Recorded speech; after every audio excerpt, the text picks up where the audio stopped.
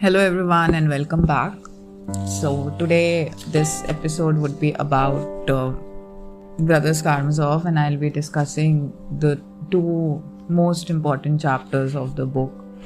This has to be one of the best moments and very one of those moments where you feel that you're awakened, and it happens in the first half of the book. So that elevates your excitement for the book further. So just for a small context, so what happens here is that Alyosha and Ivan, they are brothers and they are discussing things. So the Grand Inquisitor is the poem which Ivan wrote. Before that, so there's this prologue to it wherein he's discussing about his ideas, his conception, mostly about God, that why he is refusing the ticket. So that's one of the most famous quotes which he says, that it's like that I will be reading out from the book also, but this is just me blabbering. But as he says that it's not that he refuses God, he just refuses ticket. So he has a definite problem with the torture of children, and I think this is especially very relevant. Like that is one of the other reasons why I picked it up, because what's happening in the world, that that I think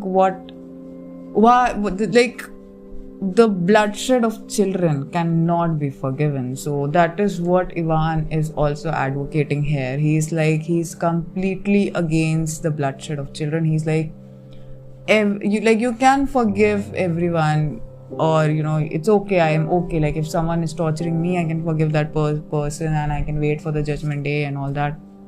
But this is something which I simply cannot accept. And then he talks about Grand Inquisitor. So those who have read it, they know. And so I think the Grand Inquisitor is also sold as a separate story also. So it's not it's any spoiler related to the book. Like the story of the brothers is quite different from there. This is more about the philosophical chapter, and you can read it out. So if you're wondering whether there'll be spoilers or not, so I think it would be spoilers obviously for Grand Inquisitor and the philosophy of the book. And so in the end, that's one of my favorite moments in this book. So once I'm not saying it right now, once I'll finish this, whatever I have to quote and whatever I have to say about these two chapters, I will tell few of my favorite parts from this book. Some of the moments which just literally touched my soul. The entire book was amazing, but if I have to pick a chosen few, so the first one would be the end of the Grand Inquisitor, and there are a few more which I'll say. So in Rebellion, he's talking about that, and I'm just quoting some of the quotes, right, which I've marked. Over here he's Ivan is saying, I think if the devil doesn't exist but man has created him, he has created him in his own image and likeness. This is one of my favorite quotes. And the entire conversation, I cannot read it because it's I'll obviously not read the entire conversation because it's so big and so deep that the essence of it would be when you're alone and you have to just be in your own space, in your own you just, if you need a warm hug, if you need to you just want to feel liberated in a certain sense, and you just want to stare blankly for some time and you just want to feel something, read these two chapters. It's in part 2, book 5, Pro and Contra, chapter 4 and 5, The Rebellion and the Grand Inquisitor, and I'm reading from Constance Garnett's translation. So if you go and just read these two chapters, I think that these two chapters are enough to make you read the entire book. You'll understand what I mean when I say it's the best book ever. So let's start with one second. What's this? Okay. So what I was talking about earlier, that when he's giving all this example, he mentions the children. So he's saying about children that it is just their defenselessness that tempts the tormentor, just the angelic confidence of the child who has no refuge and no appeal, that sets his wild blood on fire. In every man, of course, a demon lies hidden, the demon of rage, the demon of lustful heat at the screams of the tortured victim, the demon of lawlessness let off the chain, the demon of diseases that follow on vice, gout, kidney disease, and so on. So they're talking about the absurdity of it. So Ivan is like, let me tell you, novice, that the absurd is only too necessary on earth. The world stands on absurdities, and perhaps nothing would have come to pass in it without them. We know what we know. What do you know? This is Alyosha speaking. I understand nothing, Ivan went on, as though in delirium. I don't want to understand anything now. I want to stick to the fact. I made up my mind long ago not to understand. If I try to understand anything, I shall be false to the fact, and I have determined to stick to the fact. And so now I'm just reading the last part of his speech, of Ivan's speech. So he's saying that it's not worth the tears of that one tortured child who beat itself on the breast with its little fist and prayed in its stinking outhouse with its unexpiated tears to dear kind God. It's not worth it. Because those tears are unatoned for. They must be atoned for, or there can be no harmony. But how? How are you going to atone for them? Is it possible? By their being avenged. But what do I care for avenging them? What do I care for a hell for oppressors? What good can hell do, since these children have already been tortured? And what becomes of harmony if there is hell? Hell, I want to forgive, I want to embrace, I don't want more suffering. And if the sufferings of children go to swell the sum of sufferings which was necessary to pay for truth, then I protest that the truth is not worth such a price. I don't want the mother to embrace the oppressor who threw her son to the dogs. She dare not forgive him. Let her forgive him for herself, if she will. Let her forgive the torturer for the immeasurable suffering of a mother's heart. But the sufferings of a tortured child, she has no right to forgive. She dare not forgive the torturer, even if the child were to forgive him. And if that is so, if they dare not forgive, what becomes of harmony? Is there in the whole world a being who would have the right to forgive and could forgive? I don't want harmony. From love for humanity, I don't want it. I would rather be left with the unavenged suffering. I would rather remain with my unavenged suffering and unsatisfied indignation, even if I were wrong. Besides, too high a price is asked for harmony. It's beyond our means to pay so much to enter on it. And so I hasten to give my entrance ticket. And if I am an honest man, I'm bound to give it back as soon as possible. And that I am doing. It's not God that I don't accept, Alyosha. Only I most respectfully return him the ticket. So this particular part, wherein he is before this speech, he has described some of the incidents which had happened, wherein children were tortured. I was reading Dostoevsky's writer's diary, and in that there were such incidents. Those incidents are what he has captured here in Ivan's speech. So when he's talking, so there's one thing in the myth of Sisyphus or the rebel, I'm not sure, but in one of these essays by Albert Camus mentions that when Dostoevsky is writing, like I'm paraphrasing, this is not what exactly he says, but he says that when Dostoevsky is talking as Ivan, he's more in the skin of the character, and when he's talking as Alyosha, he's not that comfortable, because when he's talking as Ivan, he is more himself. So Camus was attributing Ivan to be similar to Dostoevsky, which is very true, because for me Ivan was one of the believers. I consider him to be one of the truest believers, because he believes, because he loves God, he cannot accept such a world created by God. You cannot accept that good can do this, right? Like a good God can do this. Either you accept the fact that God is evil, or you accept the fact that God is absurd, or you accept the fact that if you don't accept this, if you don't accept God is evil, then you cannot say that God is omnipotent, right? Because it's like, how can he allow this? And the thing is that in the end, what matters is what Ivan is trying to say, and in a way what Dostoevsky is trying to voice as well, that that you cannot forgive what you cannot forgive a child's tear. Like, like it's not that I'm okay with it, but this thing which God has created, I don't believe in disorder, right? And saying that, Ivan obviously is cynical. Dostoevsky was a very great believer, and most of us, like, I think everyone will say, like 99% people will say that Dostoevsky's answer to everything is God. And to a certain extent, I also believe that. But I don't completely believe that, because I don't think so. Like, I personally, I am an agnostic in a way. Like, I do believe in God. I'll not say that I don't believe in God, but I don't really believe in religion. And okay, yeah, that's a different podcast, obviously. But for me, like, and especially I belong to a different religion. I'm not Christian. So, that becomes, and I'm aware of my religion's philosophy, which is Eastern. And, after reading Bhagavad Gita and all, like, my philosophy is very different, wherein the creator and the creation is the same.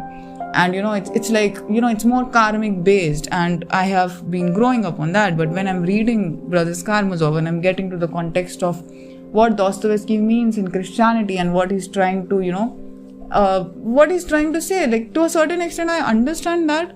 And I do understand, like, I have my problems with karmic cycles and everything, and I think that I'll cover when I'll be doing the podcast on Mahabharat.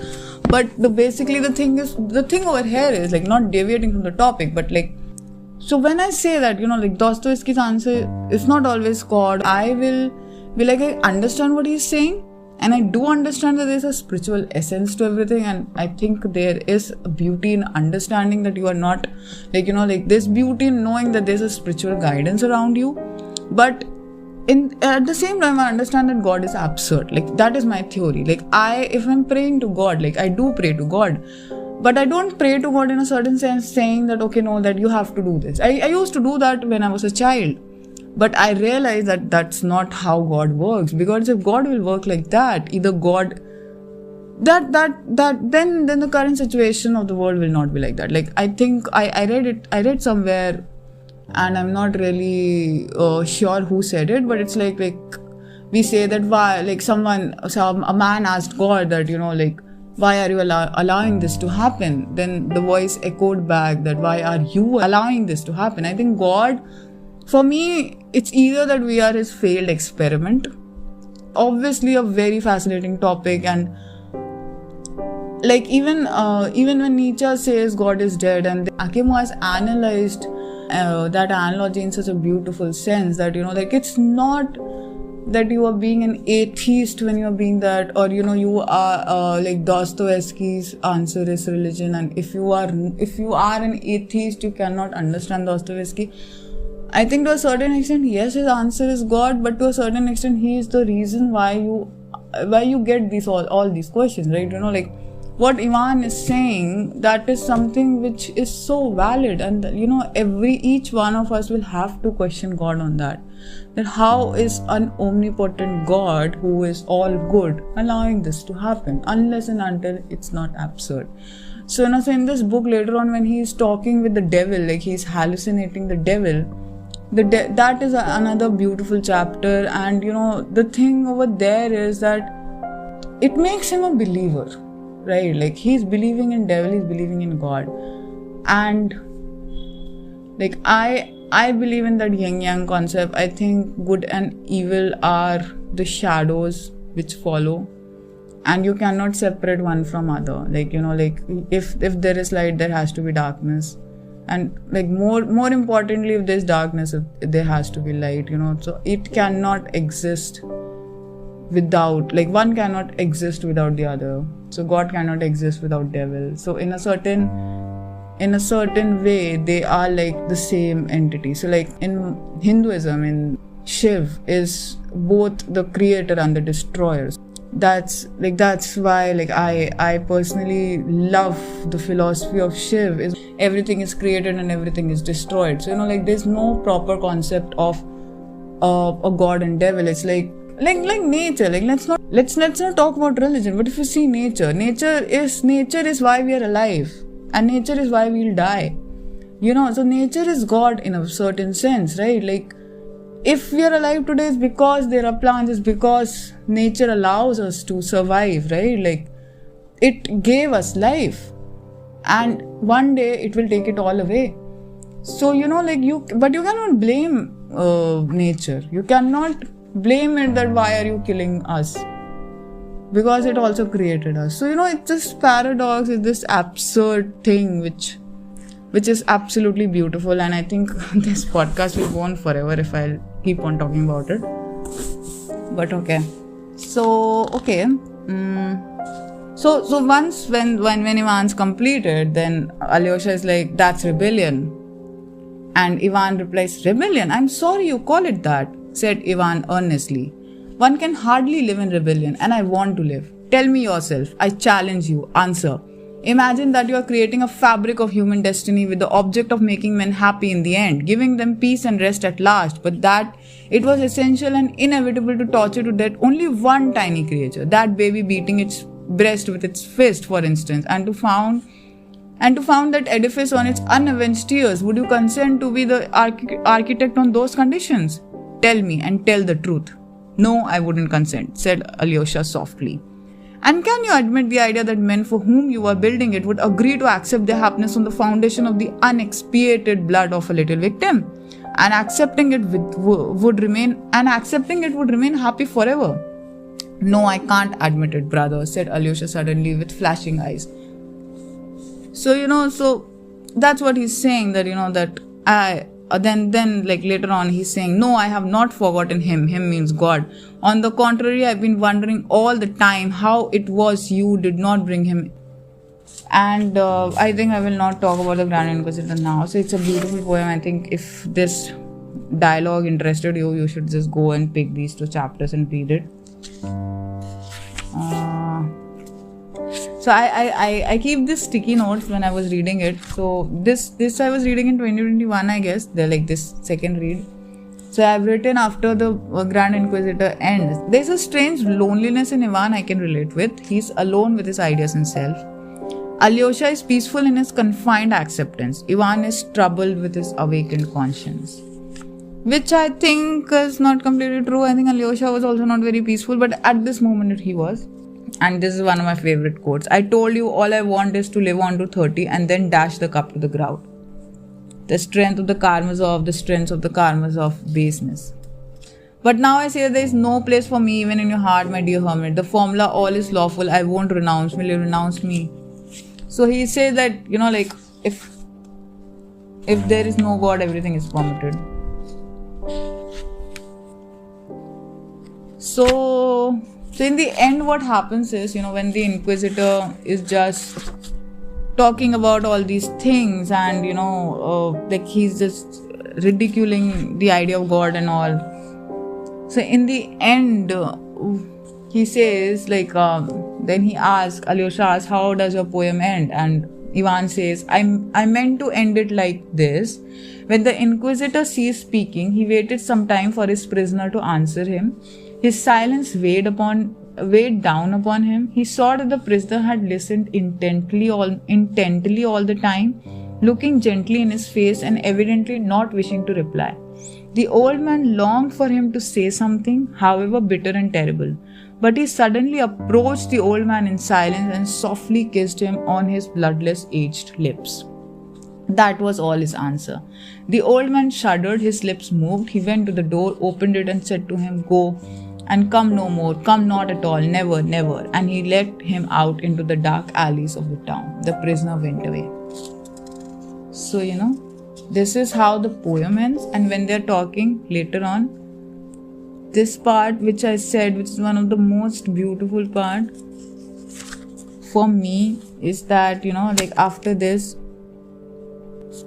when I was saying, right, that Alyosha is looking at him at silence, and Ivan is saying, I thought that going away from here I have you at least. Ivan said suddenly with unexpected feeling, but now I see that there is no place for me even in your heart. So Ivan is saying that even you are like that, my dear hermit. The formula all is lawful, I won't renounce. Will you renounce me for that? Yes. So he's asking that, I've said all these things, everything is lawful. So, and I've rejected your God and all these things. Not your God, and refused the ticket. But all these things, so like, will you renounce me as well? So Alyosha got up, went to him and softly kissed him on the lips. That's plagiarism. So, so this part is just so beautiful. And Ivan is like, you cannot do that. You are stealing this from my poem. Thank you though. Get up, Alyosha. It's time we were going, both of us. So, so it's so beautiful, this particular part wherein, when he's saying that and he like cries, like Grand Inquisitor is literally ridiculing every idea for which Christ stood for. So when in the end, when the Inquisitor, the Grand Inquisitor is, thinking that he will say something which will hurt him, or he'll say something hurtful, or he'll do something, or maybe even kill him or anything, but instead he just goes and kisses him. So that kind of behavior is completely unpredictable, but exactly what God will do, right? So like God is unpredictable. If we can understand God, then we are not humans, we'll be at par. So I think what differentiates us from God is that we are humans and we are not able to understand him. Like we can never understand him, why he is doing what he's doing and whatever is happening, whether he even cares, whether he's very aware that in this tiny sphere, in this vastness of universe exists, and he has to worry about us also. Obviously somewhere he does, but so whatever is happening, this particular incident is like the unpredictability of God, the fact that a human being, no matter how arrogant, how egoistic, and how powerful that person becomes, they'll never be able to understand God, and they'll never be able to replace God and the kindness of God. And when Ivan is saying all these things, and Alyosha has nothing to say, and he just goes and kisses him, and that also, like in a way parallels with the fact that in the book, Alyosha stands for God. The three brothers, so like for me, like if I see them, so you can see that there is the most human of the brothers is Dimitri, the most godlike is Alyosha, the most Satan-like, the most devil-like is Ivan. And so there's this contradiction, but they are all human and they're all the same. So like you'll see the devil in Alyosha also, and you'll see the God in Ivan also, and you'll see both the God and devil in Dimitri. So so that beautiful epicness of the book is just beyond words. So when this thing happens, like this is like the summary of Ivan and Alyosha, and kind of the summary of the book, that Alyosha is going and just kissing, and I cannot express it further, but it's just basically a very beautiful moment. So one is this, obviously. Then later on there are few more moments, but I will not speak of them now. Like there are few related to Dimitri. There's one related to Dimitri. There's one related to Elder Joshima. But if I'll speak about those, then the podcast will go along in a long way. Even I was not able to talk about the Grand Inquisitor in the way I thought I would. So yeah, I think that's it. And I hope if you are listening to this, and if you've not read Brothers Karamazov, you'll read it. Thank you.